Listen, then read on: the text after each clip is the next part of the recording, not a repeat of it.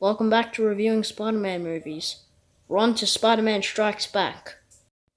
But before we begin, can I just mention to you that if that subscribe button isn't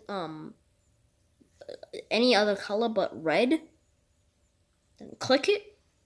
Turn on the bell, if it's an option. I don't know if it's an option, but just do it. Please, I'm trying to get the 300 subscribers. I'm only 10 away. 15 away. So please, do it. Do it. Alright, on to the Spider-Man reviews series. This is an interesting movie. Spider-Man Strikes Back. Did not have a good time with this one. Spider-Man Strikes Back is a strange movie. It is a lot like the first one. The first one was a lot like more Peter Parker, less Spider-Man.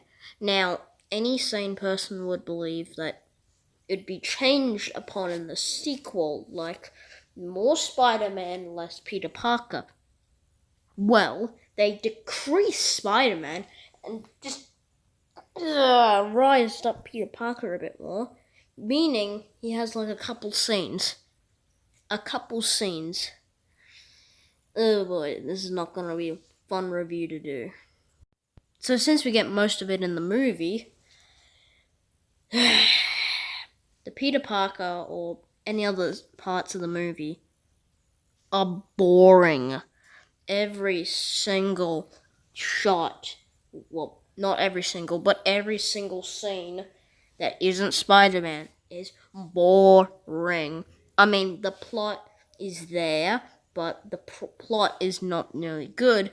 Some rich guy, he's trying to find a freaking nanobomb, anti-bomb, whatever, and he's gonna blow up the freaking president if he doesn't do what he's told. It's not really that engaging. I mean, remember that girl in the first one? She's gone. And we've got replaced it with a new one. Also, James Jonah Jameson is replaced. I don't know if I'm saying that right. But he's also replaced. A lot of the people in this movie are replaced. Except for Peter Parker.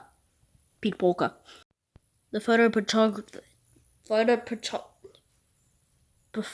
I don't know. The way how the movie looks is pretty good.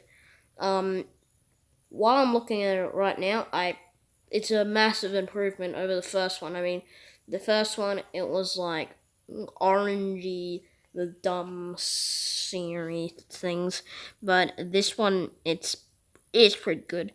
Also, the set design is pretty good. It's better than the first one, that's for sure. And just like the last one, Spider-Man is amazing in this one. No pun intended. Every single scene of his is just best scene in the movie. My favorite scene throughout the entire movie was when they were up to this town, and they were just fighting. Spider-Man was just fighting. And my second favorite was this when they go to the mansion where the rich guy's in. Also, Spider-Man's in college, or Peter Parker's in college now. That's something new. I didn't expect that. I mean, I thought he was already doing work, so I thought he already had a degree in science, since in the last movie, he was doing sciencey shit. But I don't know, maybe something happened in the series, maybe reset him, so maybe he's back to basics. Anyway. Also, you remember, Aunt May? Well, just like Uncle Ben, she's dead. She's not even in this movie. I swear. The next one, they're going to introduce his parents, and then they're just going to die. Or no one's going to die, actually, because no one dies in these movies. These two movies, they haven't died at all. And the cop from the last movie, he's in it for some reason.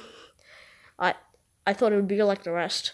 I thought James Jonah Jameson would come back, but he didn't. Speaking of things that don't come back, the music isn't the same, but that's normal. You can't exactly have music be the same all the time. It's replaced with some new music, and same thoughts. It's okay music. Actually, I think it's a bit better. A bit less noticeable. I mean, the other one, it wasn't as notable, but I could kind of remember it in my head. If I listened to it a bit more, I could remember it in my head. I'm sorry, but I don't know why, but I'm out of breath. Sorry. I don't know if I mentioned it, but there was a lot more action in this movie. Yeah. Look, me giving all this sounds like I like the movie, but kinda not really. It kinda had a bit of a downgrade. Like a slight downgrade. I mean, instead of increasing more Spider-Man things, they added more Peter Parker and decreased Spider-Man. I don't think that was right. I mean, in the Spider-Man 1977, it made a bit sense, since it's an origin movie, but this one, I don't think it really makes sense to do it with. I guess I should let you know this, but on my part, the videos where I was watching this from, yeah, these things are actually on YouTube. I might link them in the description, but that's a might, I don't know. Anyway, while I was watching it, it had like moments where it would just cut and then replay the same thing that we already seen, and then begin again. But it wasn't like long, but it was like minor inconvenience. What else can I talk about? The villain was a lot more better in this one. It didn't take a long time to establish the villain. I mean, in the first one, it took like the last 20 minutes of the movie to establish the villain, or at least who he is. There was a lot of, is it that guy or that guy?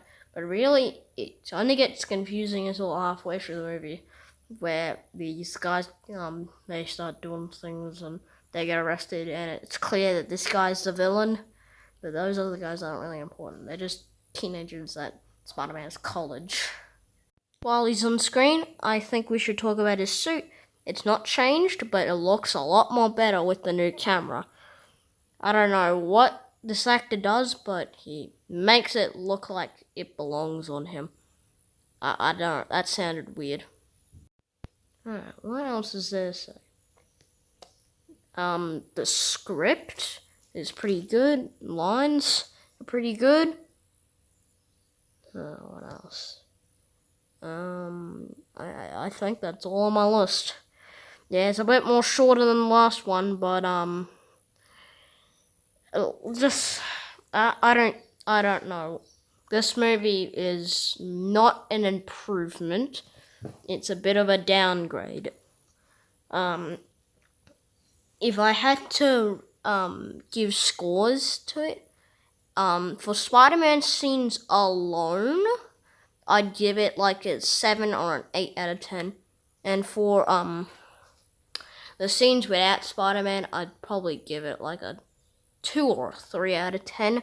But as the movie as a whole, I think I'll have to give it a 4 out of 10. No, 4.5 out of 10.